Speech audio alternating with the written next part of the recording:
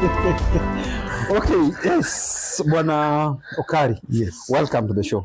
Thank you very much for having me on board. Yes. Yes. So you see I'm laughing. You ask me why I'm laughing. Unajua kwa nini nacheka? Haya ni maajabu. Ni maajabu. Hiyo ni maajabu. So who is Okari? Who is Kelvin Okari?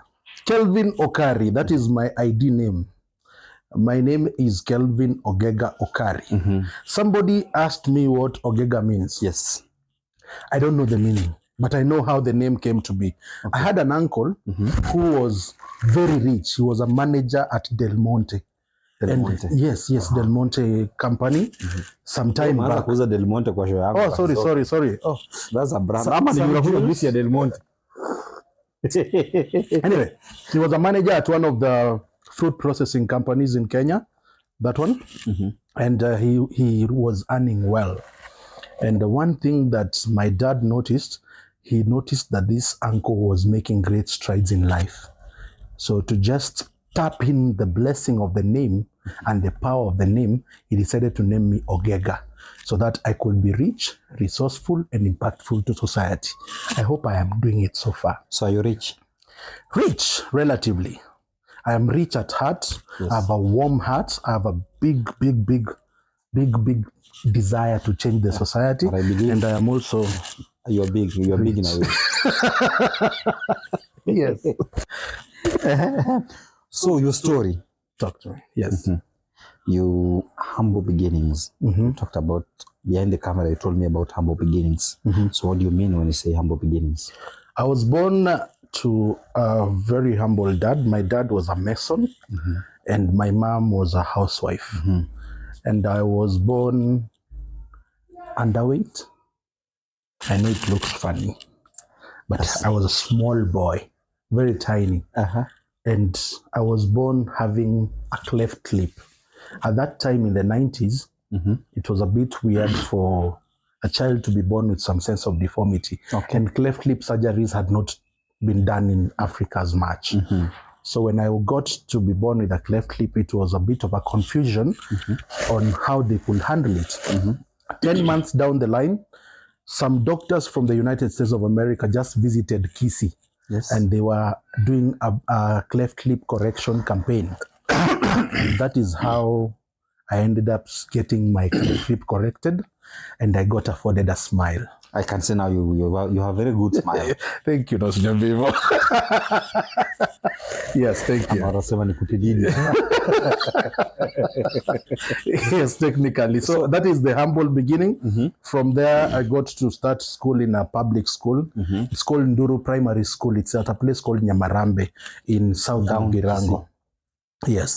That's in Kisii? Yes, that is in Kisii County. I went to that school. However, by the time I was going to class 2, I got to a different school, which was called Motensori Academy.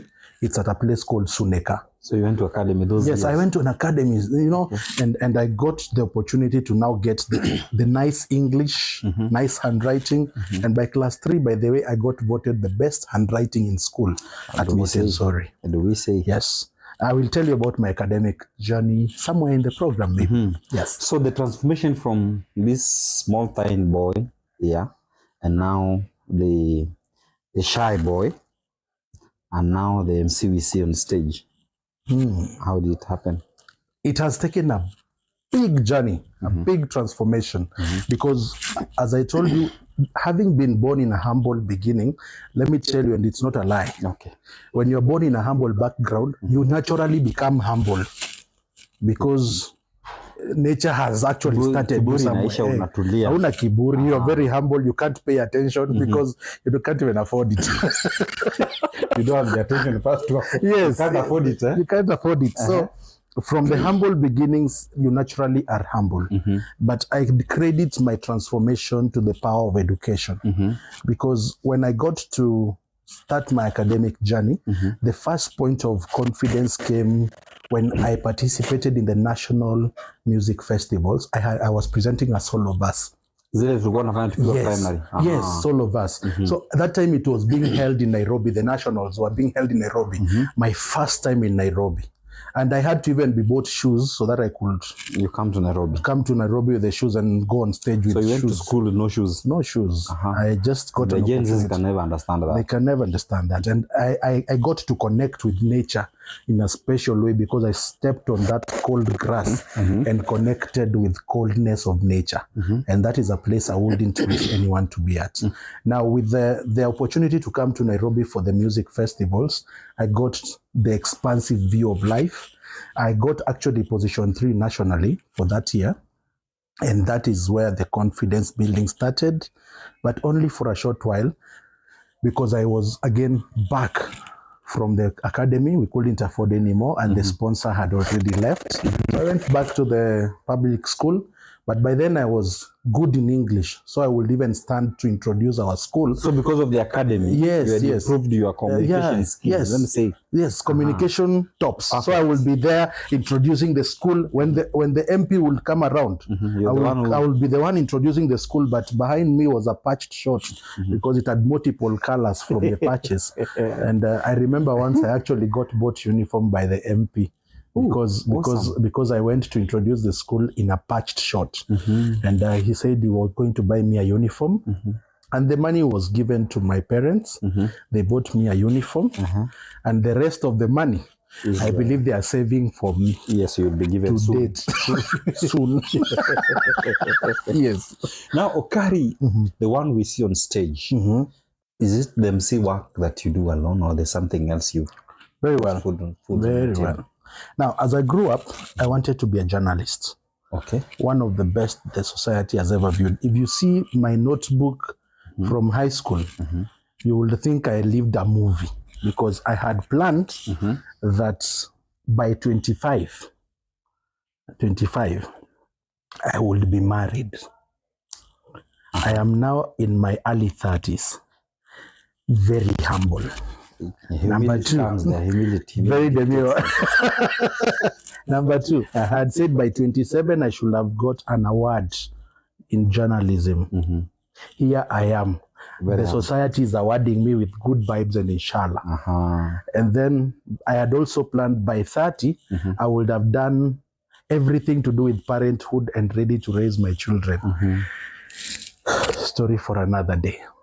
So I planned to be a journalist. I studied, every of my communication studies were geared to being a journalist. I did a lot of languages in high school. I even started a journalism club in my high school, just to ensure that I was within the path of my journey. And on Fridays, I would stand before the parade and say, ifuatayo ni taarifa ya habari, kwanza ni muhtasari wake, msomaji ni Kelvin Okari. Wanafunzi walipata nafasi ya kushiriki katika michezo katika sehemu mbalimbali nchini Kenya. Niliweza kushuhudia, na haya ndio maoni ya wanafunzi. And the joy goes on. Good work. So where did the dream go? Where did it go? The dream of being a journalist was well nurtured through my high school life. When I finished, I was referred to one of the media houses in Kenya. And I was not 18 by then. So I got to the media house. We started being warmed up to being a journalist, but I did not have an ID. So they said they will prepare a press pass when I'm 18. And then by the time I was 18, I tried to follow back with the media house. Again, you still waiting. I was told the bridge had been moved, or the water had sailed, or the boat had sailed. I later tried to again join that media house during my campus life, but unfortunately it did not work. In essence, the lessons I received in terms of communication, because in campus, I studied a Bachelor of Arts and majored in communication and Kiswahili. Okay. Because of the love for journalism, in my high school, I had studied French, and I got a B+ in KCSE. Bonjour. Bonjour, ça va? Comment ça va bien? Vous parlez français? Wachia hapo sasa, tunaibisha. This is not your show. and then from there, even my campus life, for the love of languages, I even studied Chinese. And made it to China to sing and speak Chinese. I stayed there for a few months. And story again for another day, so that you can invite me again. You have so many stories. So what do you do for a living? You don't answer my question. Because What we do I all do see for a you living? stages dancing and gracing our occasions. I studied communication, so I wanted to basically do communication. So my journey in life started with editing books for a publishing company. I was an editor for languages. Okay. And then I quickly transformed to an underwriter in an insurance company.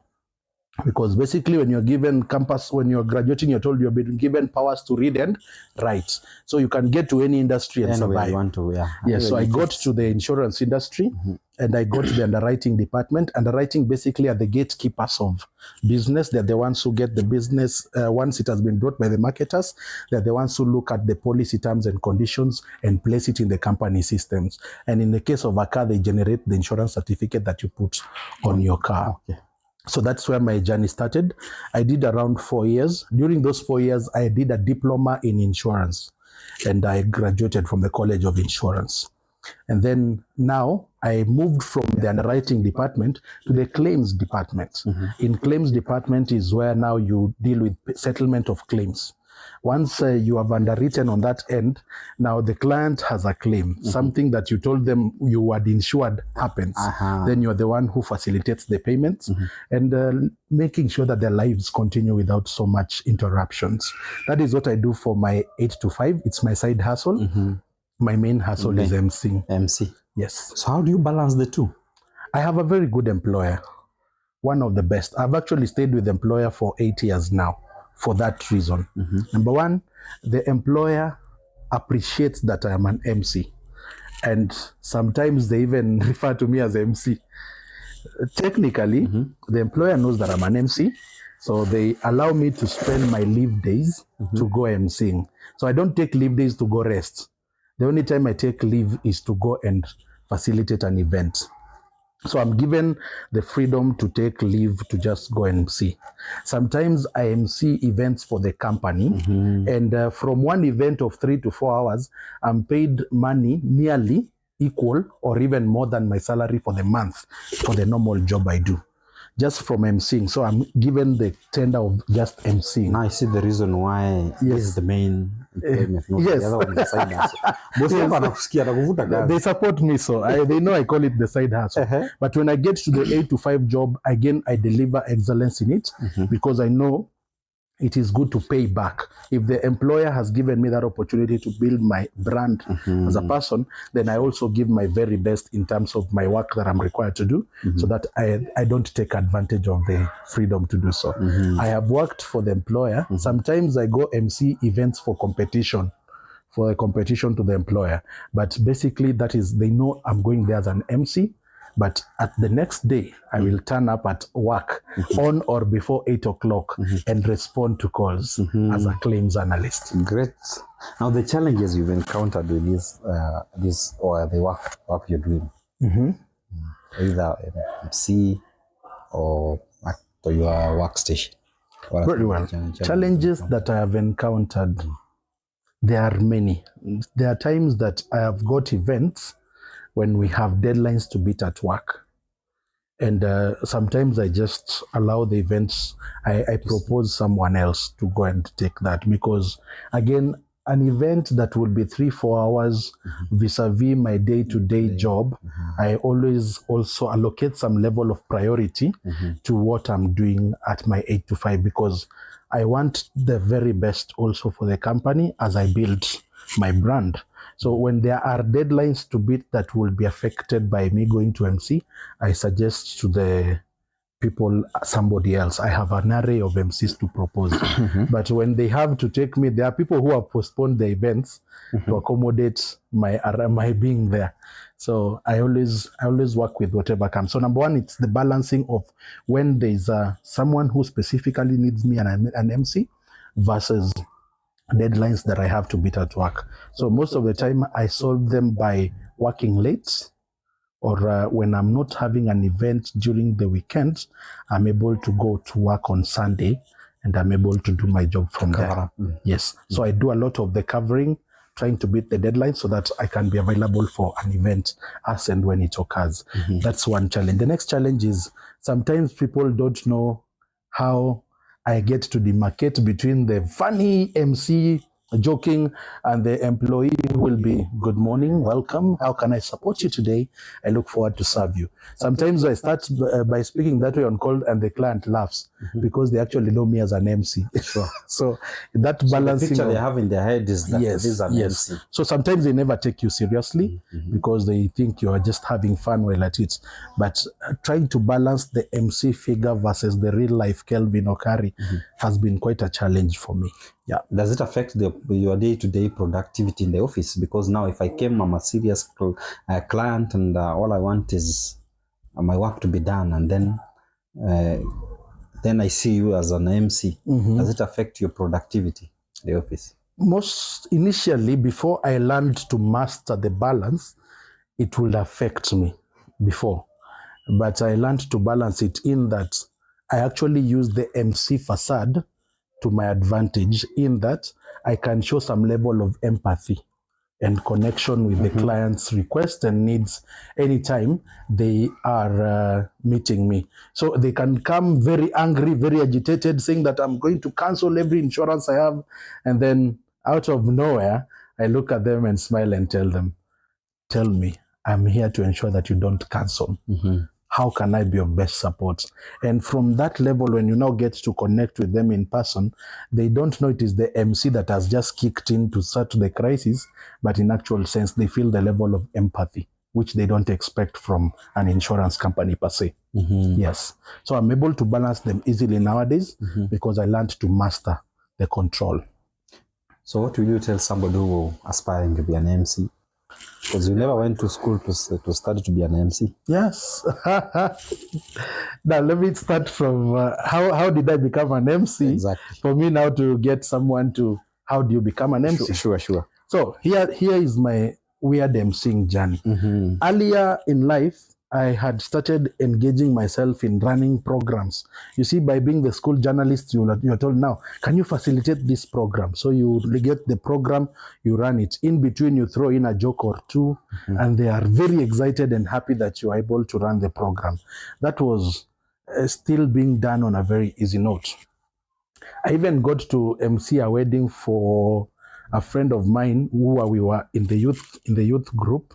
And we went all the way to Rongo. I was the MC for that wedding. We ate a lot. And on our way back, okay, we survived. So we were, that is how my MC journey could have started. What happened? Our stomachs did not hold. Now, as we moved forward, we came to a point somewhere in between. I kept on doing small events. And then even as you continue, you tell me, how do you get your jokes anyway? by relating with people, just real life things, real life. So quickly, it got to 2016, 2017. I had started trying to do it on a lighter note. Sometimes just one off, you go because you're funny, people enjoy your event, but not as seriously. I can even tell you, I was joking with a couple that was celebrating 10 years in marriage, that I emceed their wedding in 2014. But I couldn't even remember emceeing because I looked at my photo of that wedding. I was like, this was me. Oh, amazing. I was struggling. So in 2018, and this is 2018 January, I had a friend who we used to have lots of conversation with. She was young and she had already developed a fashion line. By 25, she was doing well to a point of telling me, you know, when I do a fashion show, I will invite you to be the MC for the fashion show. I'm like, that's nice. Fashion show, that's nice. This friend unfortunately passed on in January 2018 in an accident. And in this accident, the mother also passed on. Same accident, and they also lost a cousin. Now, the family sat and said, because this was your friend and you are known to the family, would you consider being an MC during the burial? You had never emceed I had anywhere? never emceed even a burial. Okay. To make it worse. And in this case, it was even worse because there were 2 coffins in the compound. That is the friend of mine and her mother. Okay. So there are people who had come because of the mother, relating to the mother. There are those who related with this friend of mine. So there was a big crowd and a lot of people there. And when I got to head straight to the podium as the MC, I first of all just prayed and told God, I have not done this and I don't know how to handle it. Just lead me through. And I took the microphone and told people, I know you've come here to mourn, but today I want us to celebrate the lives of these people and the memories that they left us with. So I want this to be a celebration of their life rather than a mourning period. We've mourned since we got the news. How about we celebrate them one last time? And the mood changed. Music was awesome. It was a great session. And I am sure the family felt the warmth. And one of the government dignitaries was in attendance. And in the evening, he decided to do a Facebook post. That time, Facebook was serious. That Facebook was TikTok now. Okay. And in the Facebook, he wrote a quote of what I had said and then wrote MC Kelvin Okari. That thing changed my life totally, because I looked at it and said, if a government dignitary can actually quote me, then it means I have something that I can give to society. Since 2018 January, my journey has been progressional. That sparked that spirit of the spirit of the MC. I got a few opportunities after that. And then people now started telling me, you should build a brand out of this, you should earn out of it. And I started taking it seriously, slowly by slowly. I'm still on course in making this mega brand, but in the journey, I can say that was my spa moment. That was the aha moment for me. Yes. Now the second part of that question is somebody wants to be an MC. Okay. See, yours was something different, maybe in build that you didn't even know. So if I want to be an MC, what do I need to? Number one, realize that when you are an MC, you are in charge. So you should be ready take to control be of the stage. Yes, you should be in charge. You should be ready to be in charge, to be in control. Number two, there's this thing, I don't know whether it will be appropriate to mention, but there's a forum called Toastmasters International. Toastmasters is a group of people, and we have so many clubs worldwide whereby people get to hone each other's skills in terms of public speaking. So we even get people who are very shy, they can never speak before people, and in 6 months they're transformational speakers. They speak and they speak well. So I enrolled in Toastmasters to just fine-tune it. So for those who are starters and they are not confident with speaking, I would recommend them on Toastmasters because it gives you the opportunity. And in the forum, you are never given negative criticism. You're basically giving a speech and somebody tells you, what could you do to make your speech better? Okay. And in a world where there's a lot of negativity, then that is an ounce of positivity that you can pick from. And then from there, you need to be available, ready to do pro bono activities. There are events I did, and I still do some, though rarely, for free. And in this event, pesa. we paying bills in this town. Yes, we are paying bills. And back then it was because I needed people to know the name. I needed people to relate with the face brand I am building. And so you should be ready to put in the hard work. Sometimes cater for your own expenses. Buy the dressing, do the fare. Just put in the hard work. The results may not be immediate, but with consistency and presence in people's minds, then you start becoming a brand slowly. And then those good things that you see an MC do, you will build them slowly by slowly. The other thing is don't fear feedback. Whether negative or positive, just take it. Feedback is crucial. They say feedback is the breakfast of champions. So if you want to grow, just know that feedback is the manure. It will make you better. However negative it is, I have got bad comments. So how do you deal with those bad comments? Because they are there, people troll. Yes. How do you deal with them? Actually, whenever I get trolled, I realize one thing. You never troll somebody who you know is lower than you.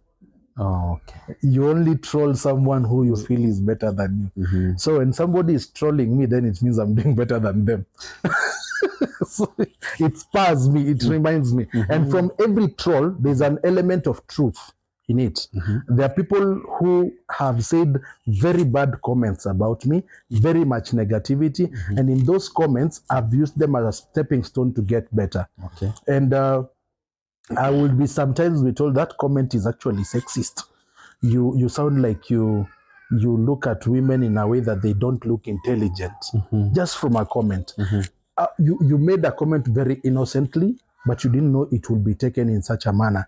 So from that one, you are able to avoid such a comment or refine it such that if you had a bigger audience of more sensitive people, then you will not repeat the same mistake. You see, there are people who will comment about your body. There are people who will actually say, when I saw you walk in, I was not sure we are going to dance. And then,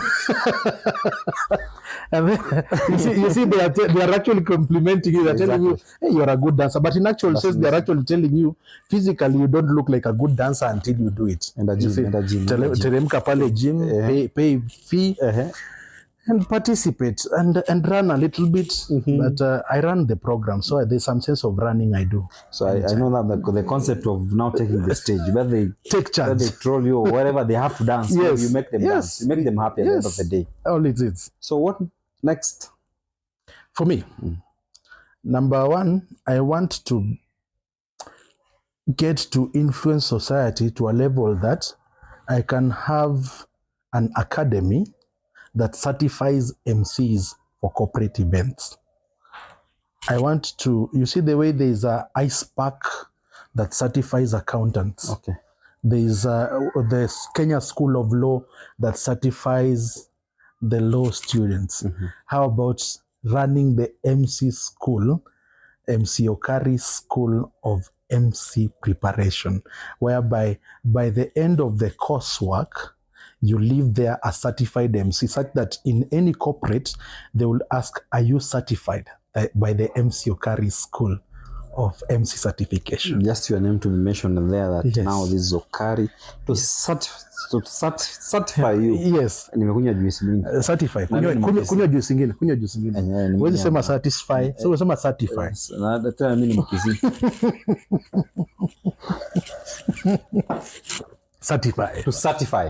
Yes. Okay. So that's the big dream. I get to grapple with the idea of actually having an event company end to end, whereby a client just approaches me and tells me, I want to do a 1 million wedding. So I get them sorted in terms of any service providers, locations, shooting, honeymoon destination in totality. So event planner from beginning to the end. And the MC who is taking charge is me. And anyone who is doing the dancers and everyone employed by me. And by the end of the day, I also want to be a guy who gives the talk that changes lives.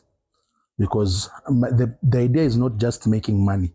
It is making the money work for me and showing people the way. That is the big dream in the long run. Yes. Awesome. All dreams are valid. Yes. And all the best. Thank you. In everything that you're doing. Thank you. Thank you for your time. Thank you very much. Endelea sana lakini time imeisha. Lazima tuishie. Thank you. Asante sana. Thank you so much. Can I take more juice again? Ama inabaki hapa sasa on set Junior. Kumbuka wamesema uende gym. Nitaenda after this. Hata mimi nakam. All right. That is the way. I can be the gym owner. But thank you. Thank you so much, my dear viewer, for keeping me company. Remember, you've been watching Streams of Thought. And all I can say is that like, share, subscribe to just get more of these stories. I've been your host, Robert Makori Mose. And see you same time, same place next time.